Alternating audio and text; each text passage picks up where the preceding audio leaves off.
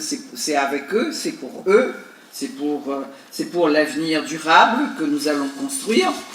Et donc, la conception d'un projet urbain, il n'y a pas que la concertation, il y a un chantier, il y a une livraison.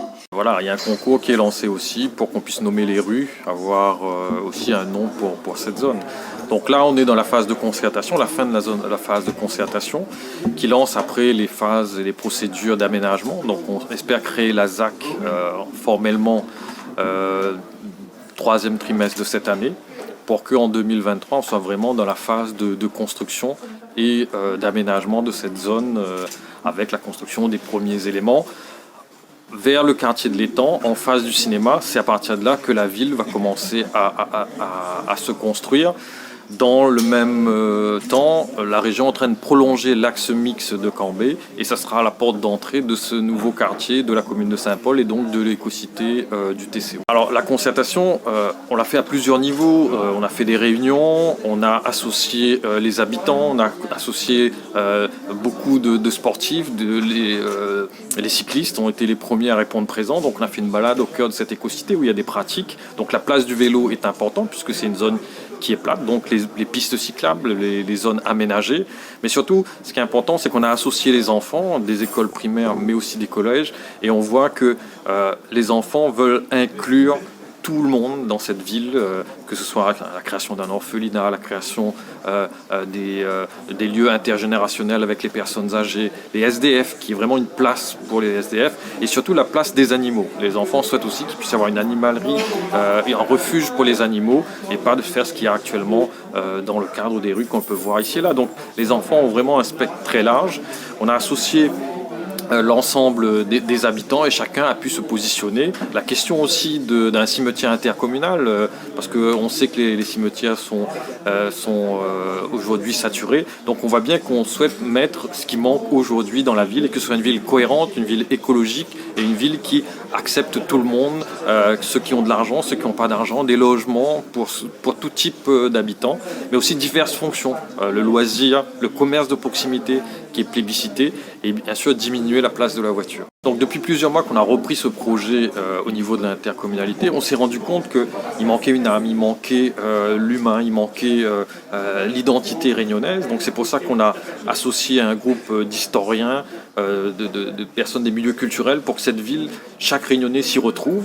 Et ça, c'est un travail fondamental. Donc on a mis aussi en place en parallèle un travail de pays d'art et d'histoire pour que l'ensemble des villes du TCO soient associées sur cette histoire, parce qu'il faut bien qu'on analyse notre histoire avant de se projeter dans cette ville du futur, cette ville de demain, puisqu'on voit bien qu'on parle d'écologie, de construction bioclimatique. La première construction bioclimatique à La Réunion, c'est la case créole, qui a tous les aspects. Il y a aussi le jardin créole qui n'est pas fait n'importe comment, que cette histoire, que ce génie réunionnais qui fait que les charpentiers de marine ont construit les premiers bâtiments, qu'on garde cette histoire, qu'on puisse la promouvoir à l'intérieur de cette écocité. Et là, ce groupe scientifique d'historiens, des personnes liées à la culture, nous accompagne pour qu'on ait une âme, une identité créole de cette écocité qui est insulaire et tropicale, à la différence des autres écocités au niveau national. Nous, on rayonne sur la zone intertropicale et demain aussi, on est porteur de ce savoir-faire pour les autres pays de la zone. C'est aussi l'objet de l'écocité. Sur les dates de réalisation, donc là on va créer la ZAC, donc le premier coup de pioche est prévu pour 2023 avec les premières livraisons en 2025. Ça ne va pas coûter plus aux habitants du TCO puisque maintenant les acquisitions sont portées par l'établissement public foncier de la Réunion, donc les 45 millions de terrains. Ces terrains vont être cédés aux aménageurs en contrepartie de recettes et donc le TCO va équilibrer son budget là-dessus. Donc c'est comme ça que se font chaque opération d'aménagement. C'est pour ça qu'il n'y a pas avoir peur d'augmentation d'impôts parce qu'il n'y en aura pas, parce que les terrains aujourd'hui sont maîtrisés sur un portage de l'établissement public foncier de la Réunion et demain, dans une ZAC, il y a des dépenses et des recettes et tout cela va s'équilibrer.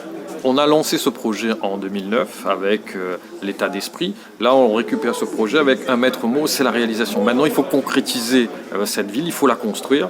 Donc, on est en train de créer une société publique d'aménagement pour que cette société, le TCO, l'ensemble des communes du TCO ait un outil d'aménagement, et ce qui permettra d'accélérer les réalisations. Et le mandat, le maître mot, c'est de réaliser, de construire la ville. Et donc il est essentiel d'accompagner l'évolution du site, des usages, et insuffler déjà une vie sur cette terre qui est un peu déserte, qui est un peu aride, qui est un peu sèche. Et donc c'est pour cela que la création d'une maison de projet, on en avait parlé, et ça, cette maison de projet, il faut qu'elle soit remarquable. Cette maison, voilà une maison, il faut vraiment la faire biosourcée.